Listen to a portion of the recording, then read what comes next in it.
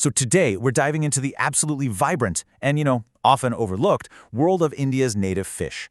We're going to uncover how you can responsibly bring their stunning, natural beauty right into your own home. Let's jump in. Are you kind of getting tired of seeing the same old fish in every pet store? You know the ones.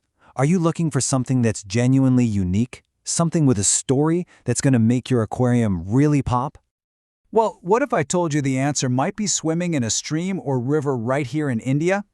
In this explainer, we're going to pull back the curtain on these hidden aquatic treasures and show you exactly how to become a part of their world, but, the right way. All right, first up, let's open the treasure chest and get to know the incredible variety of fish we're actually talking about here. I mean, the sheer variety is just mind-blowing. We're talking about everything from these brilliantly colored hillstream loaches that kind of hug the rocks, to the absolutely majestic Channa snakeheads, and even these tiny jewel-like species. But they're not just pretty faces. These fish are tough, they're already adapted to our local conditions, and honestly, just watching their unique behaviors is a show in itself. But, and this is maybe the most important thing you'll hear today, we have to talk about where these fish come from. Every time an unregulated, wild-caught fish gets scooped out of its home, a fragile ecosystem takes a hit. So yeah, enjoying these native species comes with a really big responsibility, sourcing them ethically. Okay, so to really understand how to care for these fish and why their homes are so fragile, we need to take a little trip. Let's go on a journey through their natural habitats across India. First, picture the Himalayas. We've got this crystal clear, super cool water that's full of oxygen and moving fast. This is the perfect playground for river lovers, like those awesome hillstream loaches and all sorts of danios just zipping through the currents. Now, let's head south to the Western Ghats, and wow, what a different world. Here, the streams are slower, the water's softer, and it's stained this beautiful tea color from all the fallen leaves and roots. That makes the water slightly acidic, which is just perfect for those tiny, super colorful Dario species and a whole bunch of gorgeous barbs and loaches. Now over to Northeast India, which is, no joke, one of the world's great biodiversity hotspots. The rivers here are just teeming with life. This is where you find absolute showstoppers like the rainbow snakehead, Channa blairhi, which is famous for its insane iridescent colors, plus countless rasboras and even some super rare gouramis.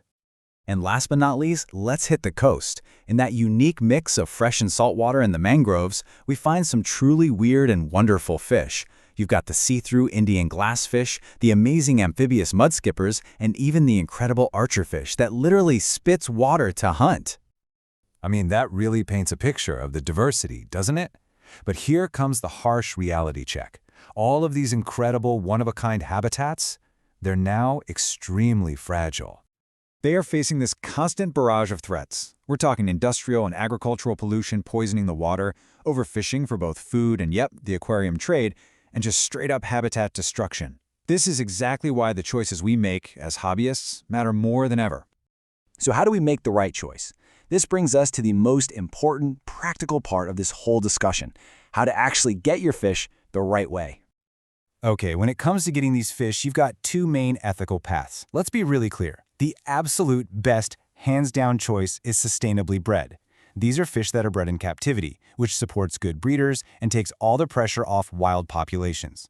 The other option is wild-caught, which is only, and I mean only, okay if it's done legally and sustainably. Anything else is a no-go. So where do you find these ethically sourced fish? Here's your checklist for 2025. You want to look for certified breeders, registered distributors, and online sellers who are transparent with captive bred tags. And hey, don't forget about your local aquarium clubs and even government-run centers. They can be amazing resources.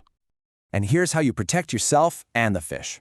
Always look for clear labels and healthy active fish. A huge red flag? A seller who gets cagey when you ask where their fish came from. If a native fish seems way too cheap, that's often a sign it was collected illegally. And of course, just never ever buy a species that's listed as vulnerable or protected. Your wallet's vote really matters here. Okay, you've done your homework, you've sourced your fish ethically, that's fantastic. Now for the really fun part. Let's talk about building them a home where they won't just live, they'll absolutely thrive. It really just comes down to 3 basic steps. First, match the water to where they're from. Remember those Himalayan streams? That means you want higher flow and cooler water. Fish from the Western Ghats? You'll need softer, slightly acidic water. Second, use the right decor. Sand and rocks for river fish, leaf litter and wood for forest guys. And third, plan their menu. A lot of these Indian natives are bug eaters, so they'll love a mix of live, frozen, and good quality insect foods. You know, being an aquarist is about more than just having fish. It's about being a guardian for the very ecosystems we're so passionate about. Your role can go way beyond just your fish tank. You can make a real, tangible difference. Every single time you buy from a sustainable breeder, you're voting for conservation with your money. You can report it if you suspect someone is selling fish illegally. You can even join citizen science programs to monitor local rivers or support conservation groups. And maybe the most powerful thing, you can educate others. Share what you've learned and help new hobbyists start off on the right foot. Look, when you choose ethically, when you set up your tank with care, and when you share your knowledge, you are actively helping to preserve India's incredible aquatic heritage. The big takeaway here is that our passion for this hobby can be a powerful force for good.